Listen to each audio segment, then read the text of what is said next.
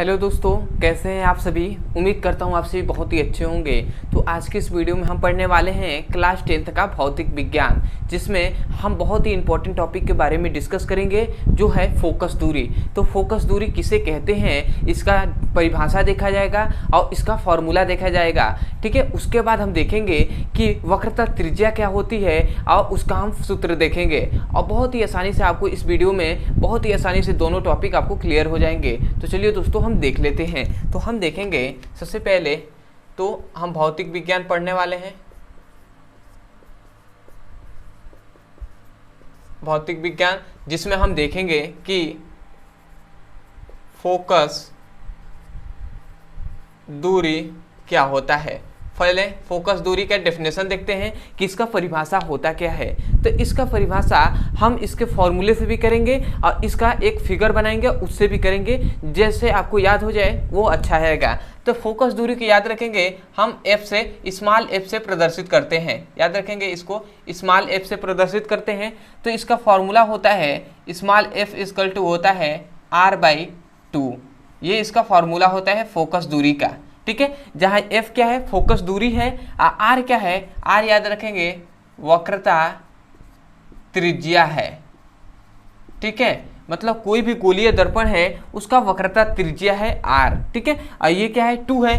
ठीक है, तो यहीं से हम डिफिनेशन करेंगे। यहीं से डिफिनेशन क्या करेंगे, हम जानते हैं वक्रता त्रिज्या है, वो गोलीय दर्पण का ही तो वक्रता त्रिज्या है ना। तो हम यहीं से कहेंगे कि किसी गोलीय दर्पण के वक्रता त्रिज्या के आधे को हम क्या कहते हैं, फोकस दूरी कहते हैं। समझ में आया क्या कहा जा रहा है, मतलब किसी गोलीय दर्पण की वक्रता त्रिज्या के आधे को क्या कहते हैं, फोकस दूरी कहते हैं। बटे में अगर 2 रहता है तो उसका मतलब आधा होता है।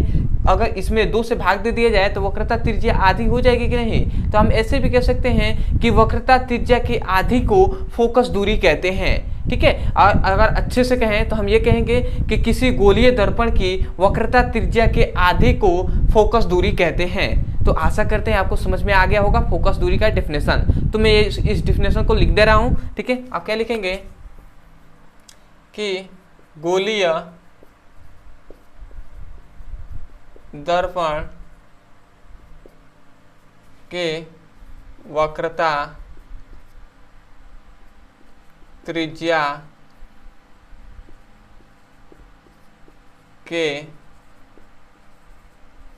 आधी को फोकस दूरी कहते हैं। ठीक है, और याद रखेंगे इसे किससे, इसे स्मॉल एफ से प्रदर्शित करते हैं। ठीक है, तो ये इस पॉइंट को याद रखेंगे। सबसे पहले गोलीय दर्पण की वक्रता त्रिज्या के आधे को फोकस दूरी कहते हैं, ऐसे स्मॉल एफ से प्रदर्शित करते हैं। और ये इसका क्या हो गया, सूत्र हो गया, फॉर्मूला। अब आते हैं कि इसका हमने कहा था कि इसको हम एक तरह से फिगर से भी डिफिनेशन करेंगे और वो भी आपको समझ में आ जाएगा। तो इसका मान लेते हैं हम कोई भी दर्पण ले लेते हैं। ठीक है, तो हमने एक दर्पण ले लिया, समझिएगा। और ये क्या है, ये मुख्य अक्ष है। और ये जो होता है ये क्या होता है, P है। P का मतलब ध्रुव है। और यहाँ पे याद रखेंगे ये क्या है, F है। और ये क्या है, वक्रता केंद्र है। और ये क्या है, फोकस दूरी है, सॉरी मुख्य फोकस है। ठीक है, जहाँ F में लिख दे रहा हूँ, F क्या है, मुख्य फोकस है।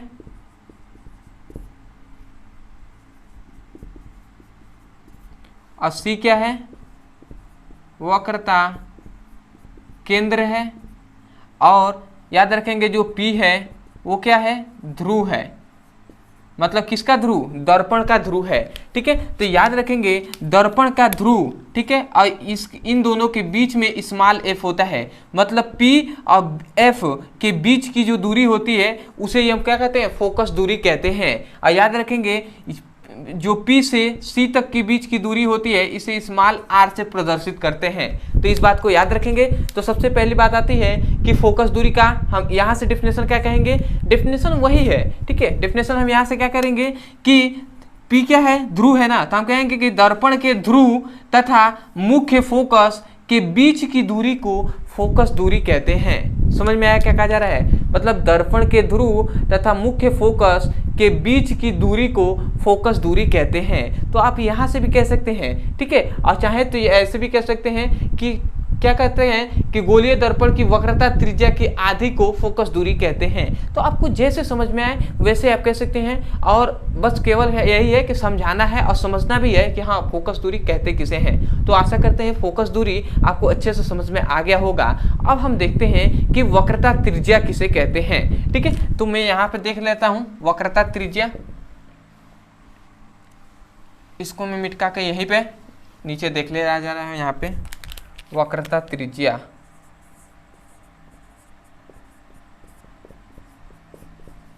समझिएगा वक्रता त्रिज्या के बारे में। देखिए हम जानते हैं ये r क्या है, इसे स्मॉल r से प्रदर्शित करते हैं, याद रखेंगे। तो P और C के बीच की जो दूरी है वही तो r है ना। तो हम यहीं से कहेंगे ये क्या है, ध्रुव है, ये दर्पण का ध्रुव है, और ये क्या है, वक्रता केंद्र है। तो हम यही कहेंगे कि दर्पण के ध्रुव तथा वक्रता केंद्र के बीच की दूरी को हम क्या कहते हैं, वक्रता त्रिज्या कहते हैं। समझ में आया क्या कहा जा रहा है? मतलब दर्पण के ध्रुव तथा वक्रता केंद्र के बीच की दूरी को वक्रता त्रिज्या कहते हैं। तो आशा करते हैं आपको समझ में आ गया होगा। तो मैं लिख दे रहा हूं, लिखेंगे यही कि दर्पण के ध्रुव तथा वक्रता केंद्र के बीच की दूरी को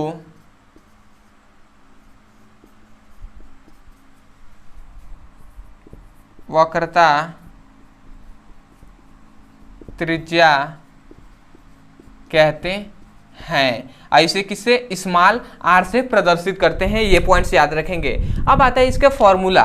तो याद रखेंगे r इक्वल टू होता है 2f, ठीक है। याद रखेंगे r इक्वल टू होता है 2f। f क्या है, यहाँ पे मुख्य फोकस है।